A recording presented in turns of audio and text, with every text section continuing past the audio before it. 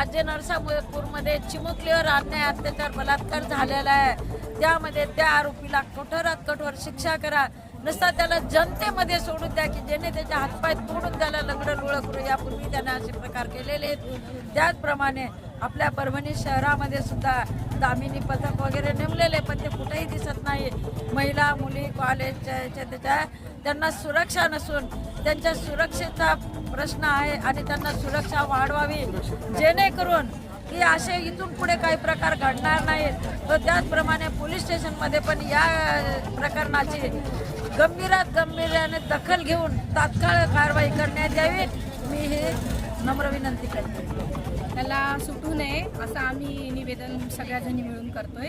कारण की ही खूप म्हणजे घाणेरडी गोष्ट आहे, म्हणजे इतकी क्रूर शिक्षा व्हायला पाहिजे की पुढे कोणताच म्हणजे असा कोणताच नराधम जन्माला सुद्धा येऊ नये। आणि आपलं शिवाजी महाराजांचा महाराष्ट्र आहे हा, जिथे चौरंग केला जात होता अशा यांना म्हणजे अशा यांची शिक्षा चौरंग करून केल्या जात होती, त्यांना खूप कठोरात कठोर शिक्षा मिळाली पाहिजे असं आमच्या सगळ्या महिलांतर्फे म्हणणं आहे मुख्यमंत्री साहेब।